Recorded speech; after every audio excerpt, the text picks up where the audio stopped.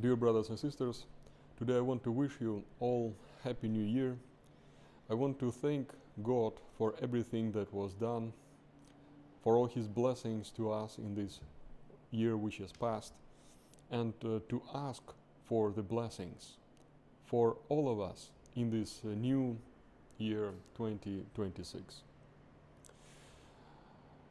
We need to think about the meaning of this new year to a Christian. As a matter of fact, we will see that the problem is not the celebration of a new year, but the problem is celebrating it now, celebrating it on January the 1st. And the problem is not the date, the problem is why it became January the 1st. Okay?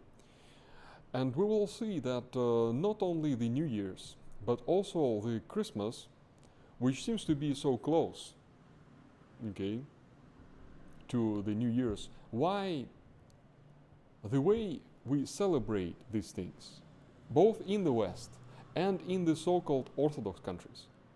I'm now not talking about the church, I'm talking about the general public.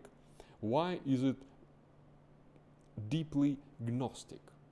Why is it carrying this spirit of Antichrist, the spirit of Prince of this world? Okay, it is very subtle, but it's amazing how celebration of seemingly Christian event, the Nativity of Christ, how it became reprogrammed into something which brings the mindset of Antichrist. Okay, it's amazing, brothers and sisters, how everything can be perverted by the devil. Okay, but we need to avoid paranoia and all kinds of this seeking for Antichrist where there is none. Okay, and some people will say, Father, what are you talking about? We have a good time, we celebrate. Why are you talking again about some darkness, about some fears, apocalypse, etc.? Maybe it's just sickness. Okay? You need to be much more positive about things which are happening. Okay, well, brothers and sisters, I am putting my trust in the Lord and not in anything else. Okay? And today I want to share with you some of my discoveries regarding the celebration of the New Year's and regarding Christmas somewhat, but mainly I'll focus on the New Year and the traditions which are related to it, both in the West and in the so-called Orthodox countries. Okay, about the Christmas tree. Okay, some subscriber last time told me that okay, you have pagan stuff in the church. What a misery. Okay, what a shame. Okay, I'll explain that it has nothing to do with paganism. Okay, that is Christian, completely Christian tradition. Okay, and it can be used in a pagan way. Okay, anything can be perverted to become pagan. Okay, but let's go step by step. Okay, I leave it to the end.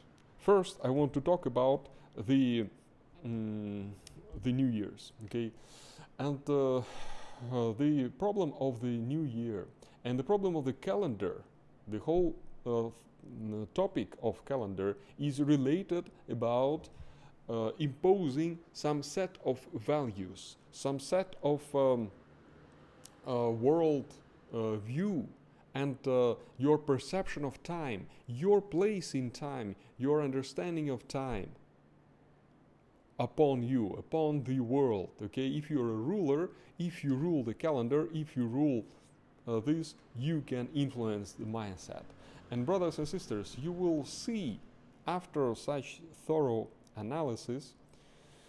Well, today we're just gonna indicate some things. We won't do a super thorough analysis, okay? But many things will be brought to light. After doing such an analysis, you see how deeply you are influenced from your childhood with things that you were not conscious of into thinking in a certain way. okay, in becoming the so-called modern man, post-modern man, post-Christian man, okay, into becoming eventually the this fertile soil for the kingdom of Antichrist eventually. Okay, but let us go step by step to see. Okay, because we as Christians, we have the commandment to be in this world, but not to belong to this world. Okay, and we will see that this calendar is trying to reprogram us and to put us into its agenda, into its way of thinking. Okay, and even when you look at how Christians, Orthodox Christians, celebrate the New Year's, what they're wishing to each other on these New Year's, you will see that it's completely anti-Christian, and people do not even notice that. Okay, so let's go step by step.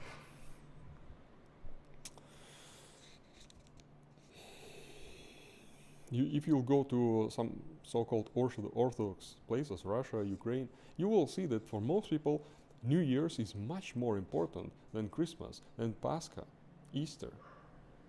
It's crazy. Okay, with all this pagan stuff, with this Frost, this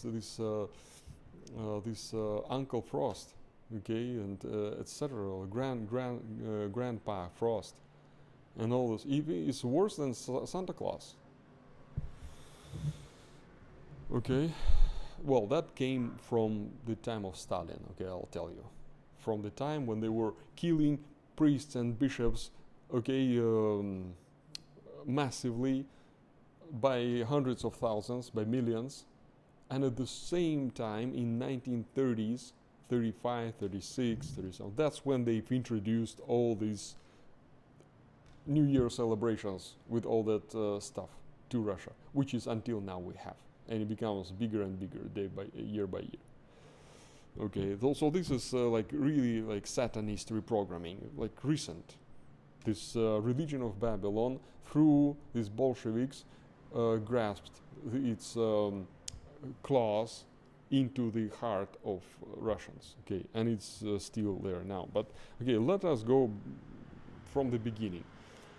First, this celebration of the New Year, there is nothing wrong with that. It was from ancient times, different civilizations, they've celebrated. Okay, we have it in Babylon, in Sumer culture, in the Middle East, in the ancient Iran, Persia.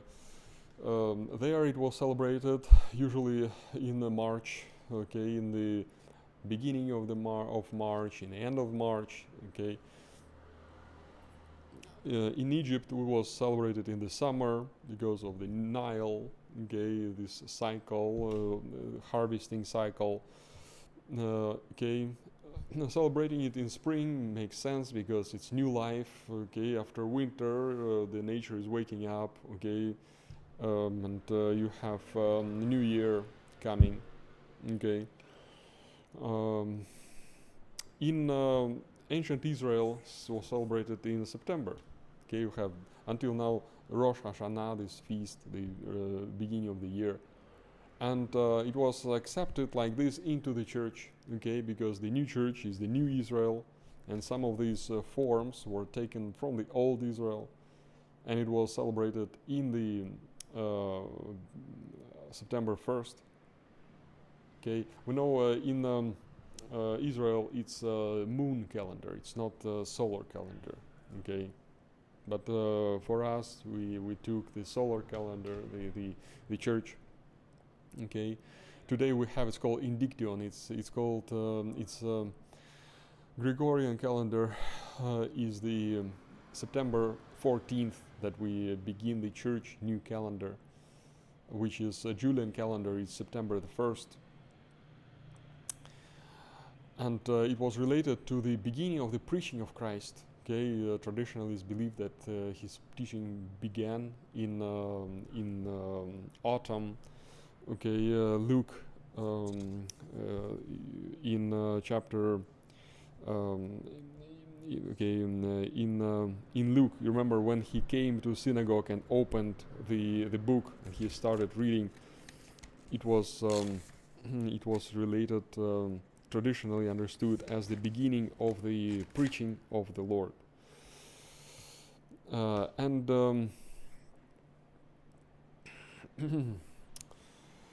Luke 4, 16 to 21, chapter 4, 16 to 21.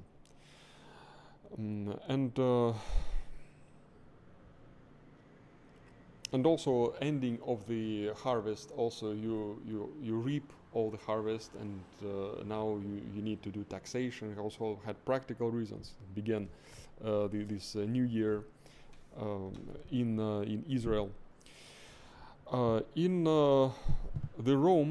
In ancient Rome, the new year began also in March the 1st, all the way until 153 BC. And then it was moved to January the 1st. The previous celebration, March 1st, it was related more not to the harvest but to the war. Okay, it was the new war period. We know that Roman Empire was all about war. Okay, and that was the new period of wars. So the consuls, they came, they had council, and they decided, okay, now we're gonna march, we can go to Africa or where we can wage war. But one time they had to begin the war earlier, okay, and so they moved it 2 months earlier. Okay, these new consuls, new meeting, new decisions were made earlier in January 1st, and it just stayed that way. Okay, and later Julius the Caesar, in 46 BC, he made it official beginning of the year, and it became administrative and military and bureaucratic. Everything was tied to January the 1st. Okay, but that was a long time ago. Okay, more than 2,000 years ago, and it was moved to January the 1st mainly because of those reasons, because of secular, administrative, military, government reasons. Okay, well, human reasons, you can put it that way. Okay, this humanism, this ancient humanism, expressed itself in that way. Okay, that we manage how we count time. Okay, and this is the spirit of modernism that was revived and big time, and which brought the whole Europe, Western world first, and then the whole world by now, almost everywhere, to moving everything to January the 1st. Okay. But before going into that, let us just say a few words about the church.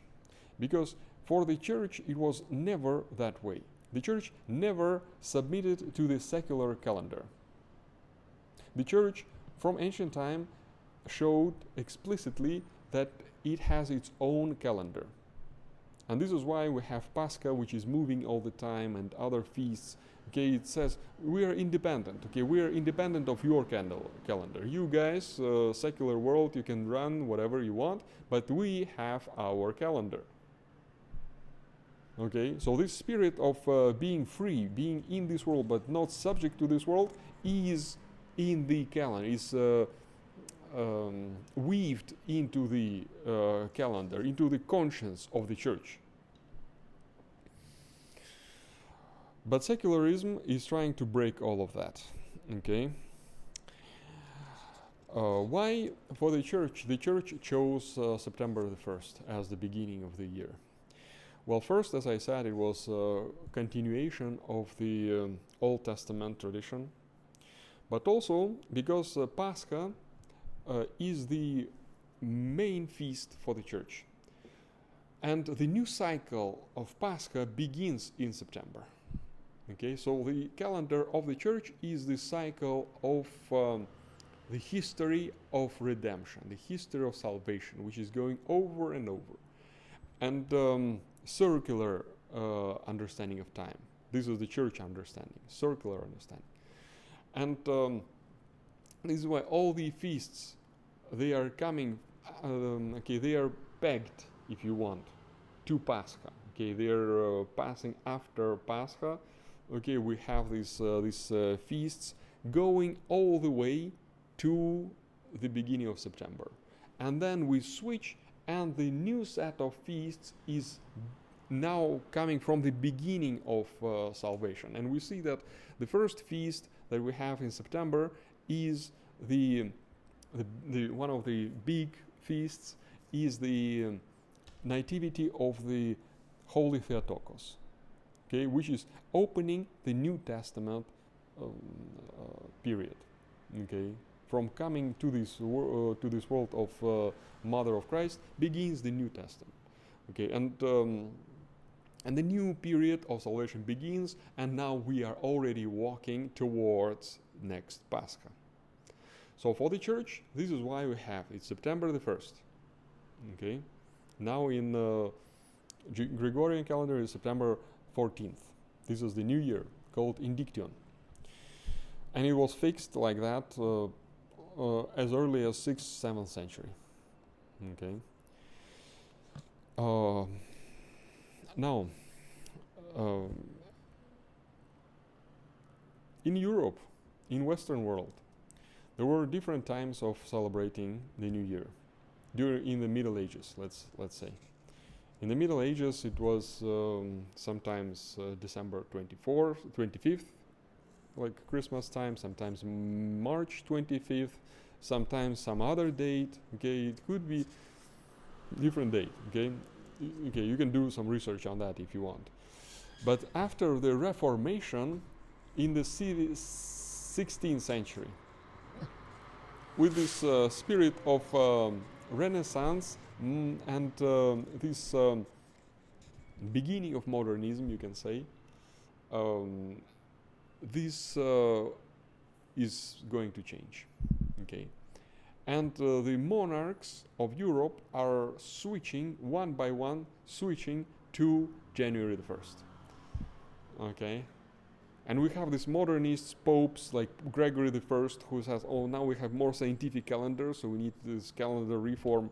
Okay, in 1582, they've changed this calendar to Gregorian calendar, more scientific, more objective, more human understood. Okay, more controlled. Okay, the spirit of modernism is coming, and now they say, okay, now January 1st. Represents what? Represents that it's not God who gives us calendar or nature. We observe some cycles, harvests, or so. No, we ourselves decide, and we decide that it's convenient to do it on January the 1st, because we are above everything. We humans, we are rationalistic, we are scientific, we are whatever, smart. So it's us. You be like gods. Okay, this spirit of modernism, spirit of Antichrist is getting itself manifested, making itself manifested in switching everywhere to January the 1st. It is a very artificial date for the New Year's. And also it's bringing the idea that time is always the same. That we have year after year, year after year. Again, we can compare these years. This year, previous year, how many percentage growth, etc., etc. It's we control, we measure. Okay, all this spirit. I want you people to feel that, and that there is always improvement. It's always growing. There is progress. This idea of progress, the bright future. We're going to some bright future. We are developing. Okay. The whole idea of evolution, it's all coming together, brothers and sisters. It's all the spirit of Gnosticism, progressism, okay, and this proudness, blasphemy, the spirit of Antichrist. What is blasphemy? Blasphemy is say the man control everything, not God. Man does control everything. Okay. And it changes, and then Peter the Great, not the Great, he's not great, okay, in Russia. Peter the Reformer, Peter the the anti-tradition, okay, Peter the anti-church guy. Okay, this guy, this emperor, he comes, he breaks everything what he can break in Russia, okay, in terms of tradition, in terms of okay, church, in terms of people, and he introduces, of course, January the 1st, okay, and many other stuff he's introduced, okay, and this modernist monarch, okay, is bringing the spirit of rationalism, modernism, anti-tradition, is bringing it to Russia, to this Orthodox country.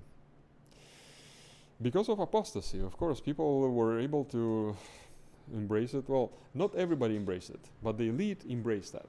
And there was a big gap between the elite and the people, okay, in Russia, all this time until revolution. Okay, and it paved way for Lenin and Bolsheviks and Stalin, who came later, okay, who were even greater revolutionaries and anti-Christians. Okay, so there is nothing holy about calendar now. Okay, it's just secular, it's just subjective, it's there, it's us humans who made it January the 1st. We challenge God, we are greater than God, okay, the blasphemy. And we destroy everything which was in the past. So now it's very much proclaimed, okay, you just burn away everything that was in the last year, just burn it away, start from scratch, start from new. This is also agnostic, killing the tradition. Perestroika in Russia we have, you know, the Great Reset. It's a Great Reset every year, okay? So the history is linear, its progress somewhere. This is very agnostic, okay? This was prepared in Europe through Protestantism. And Protestantism was just born by Catholicism, okay? But Catholicism was a little bit reactionary yet. So Protestants just went through and they said, no, we don't need anything secular. We don't need any rituals related to calendar. Okay, we just have a secular calendar. There was a cultural background for accepting this first January everywhere. Okay. So now, brothers and sisters, what can we tell about the other traditions, like Christmas tree, for example, which we have? If you go to Russia, Ukraine, you'll see that it's the Christmas tree, which is, it's not Christmas, it's not called Christmas tree, it's called New Year's tree, okay? It's associated with people's mind only with New Year's, not with Christmas, okay? And that is production by Stalin and these early Bolsheviks, which is Satanism, okay? But in the West, it also has, it's also related to modernism and postmodernism and romanticism, okay? Because the Western world departed from Christ long time ago. And this departure brought new sicknesses, okay? The one of big sickness was modernism, but later it was kind of too cold. Industry, production, machinery, science, mathematics. People wanted something warm and something family kind of stuff. And it was a recoil after that, which produced this romanticism. Now, okay, family gathering, this music and these lights and these fairy tales with this Santa Claus and all these things. And it produced this some kind of warm feeling. Okay, and people decide, okay, this is what we need. And it was very secular, actually. It was not related to church, this tradition by itself, you know, to have these Christmas trees everywhere on big plazas in towns, and some performances, okay. But as we see, for example, when the First World War began, okay, everybody was celebrating Christmas, but when they go kill because they are against your great friends, and these are guys against your great Germany. Just they went and they killed each other massively, because for them it was just some game. It was Christmas was nothing, so they killed each other big time on Christmas. Okay, there was one attempt to reconcile on the Christmas, but then it was spoiled, and people were massively killing each other because all of that is synthetic, brothers and sisters. Romanticism is not true love. It always is artificial. So all these romantic feelings about Christmas, it will evaporate. And we see now how it evaporates as soon as it's over.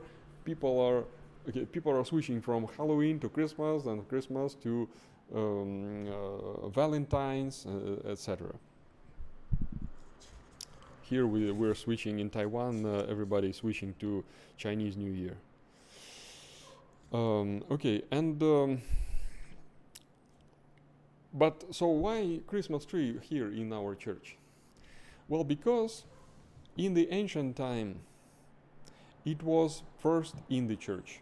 Of course, there was pagan tradition also, which is even more ancient. Okay, pagan tradition with all these spruce and other, green trees which are staying green in the winter. Pagans, of course, also saw this phenomenon. Then they have life during winter, and they had some special traditions. But for the church, it's not because of paganism. For the church, it was also symbol of life. That despite winter, Christ is bringing life. So it symbolizes the hope for life and resurrection, salvation, which is brought by Christ.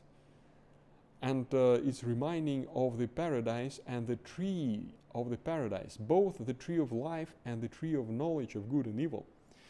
The tree of life, it brings the Holy Communion. It's the cross. The tree of knowledge of good and evil was supposed to help people growing in Christ, but they failed. They've eaten that fruit, but it's because they failed. Christ now comes and saves us. So it's all about the expectation of Christ, that Christ is coming because of we've seen back then. We've fallen off, fallen away, and now we're waiting for Him to come, to be born, and to save us. And now we see this tradition is as early as 6th century. On the holy icons, we see these green branches and these trees like cypresses, okay, and other trees which are always green. They were used as a symbol of life from ancient time in the church. And even in Hagia Sophia, we have decorations from these trees. It was the Christmas tree of that time. And even some monasteries, they had a charter which said, how have you to decorate? You have to decorate your altars, your churches with these Christmas trees on Christmas and on Easter, Pascha. And at that time, people didn't have it at home. People didn't have it on the streets. Okay, it was only in the church. And later we see it appearing on the, in the towns and, on these plazas and in people's houses eventually in the 19th century. But now people come and say, oh guys, you see Christmas trees outside and you bring it to the church. This is blasphemy. This is some... People don't know history. They don't want to learn. They don't want to understand. They have so much negative stuff in themselves. Whatever they see, they have negative criticism. So today I wanted to clarify these things. Brothers and sisters, let us be aware. Let us be aware of this leaven of blasphemy, leaven of this prince of this world which is trying to reprogram everything. He wants to give us surrogate of Christmas, surrogate of nativity, surrogate of salvation. Okay, he cannot directly cancel Christmas and introduce some, I don't know, Satanism worship, but he can try to eat it from inside and give it new meaning, new spirit, okay, etc. And this is why okay, people celebrate Christmas, but they don't come closer to Christ. They don't come to repentance. They don't come to the search for truth. They remain blinded. Okay? May the Lord give us humbleness, give us wisdom, give us salvation, help us avoid all kinds of deceit by the devil. We have to have this armor of faith, okay, which will overthrow any lie of the devil. There are so many lies out there. May the Lord help us and keep us away from all of this. Amen. God bless, brothers and sisters. Very soon we will celebrate the Nativity of Christ this week, and I will do another Christmas stream, Christmas video soon after Christmas celebration. Amen. God bless, brothers and sisters. Merry Christmas and a Happy New Year.